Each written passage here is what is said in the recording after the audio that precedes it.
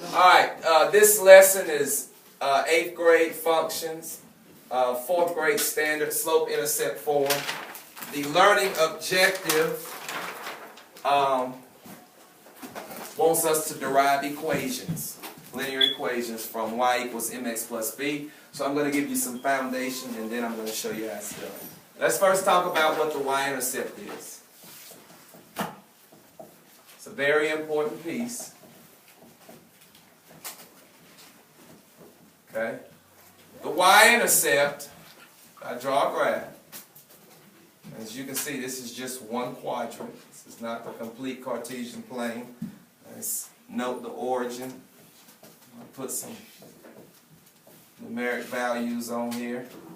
And if I draw a line, okay, and as you can see, if I look from left to right, it's going downhill, so that's a negative slope. But the y-intercept is where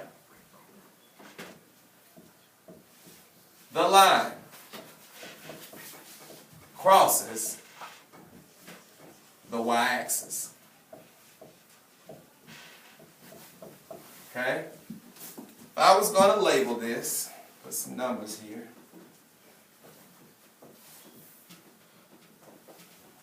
It looks like it hit at about 0.3, because that would be 0. That's the origin.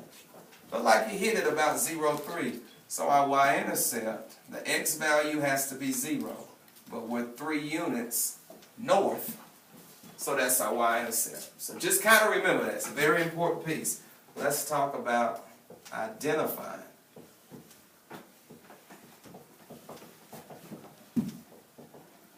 slope and the y-intercept.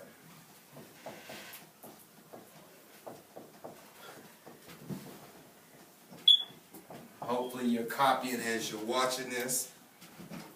If we use y equals mx plus b, okay? The y comes from the ordered pair. It will make more sense in a minute. The m, well folks, that's your slope. And the b is the y-intercept, which also comes from the ordered pair. This x comes from the ordered pair, which the ordered pair, or the ordered pairs, are how we identify solutions to this equation. So it's important that you know the parts of the equation before we can do anything with it. So if I give you, if I say m equals 1/2, b equals -4, could you take those terms and put it into this equation? Well, I sure hope you can. If I take y equals mx plus b, I'm used to the substitution method. I've been doing it forever. Will the y change? Well, I don't see an ordered pair, so I just bring it down. I know m is identified as the slope, so that 1/2 has to go up under m. I know x won't change because it comes from the ordered pair. I don't see an ordered pair. Bring the x down. You see a plus symbol here, but when you look at the y-intercept, it's a -4. The operations can switch, guys.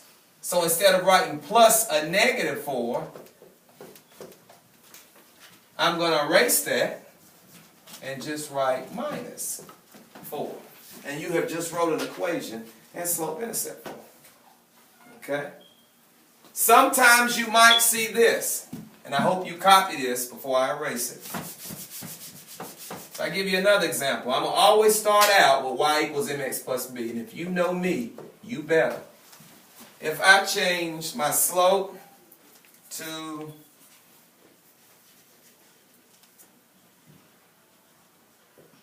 And this is an example of rate of change because the slope is going to, Be money. 90 cents. And my y-intercept, let's say it's going to be, let's say I started in the hole, $9. Could I write a linear equation or a linear function? They're the same for this data. Sure I could. Well, I'm used to slope being a fraction, and I know my y equals is going to come down because I don't see an ordered pair. I'm used to slope being a fraction, but Mr. Gray said in class that when we're talking about rate of change, it's normally not a fraction. Okay? It's rational, but it's not a fraction. And in this case, it's a decimal. So I don't have to carry the dollar sign. Just carry the decimal. Bring down the x. I don't see an ordered pair. My y-intercept is a negative $9. So somehow or another, if we're talking about money, somebody started in the hole. Okay? And of course, instead of writing a plus symbol, since this is negative, I would just write a subtraction symbol. You can write $9, or you can leave it as a whole number and leave the zeros off. And that's how we identify slope and the y-intercept in the y equals equations.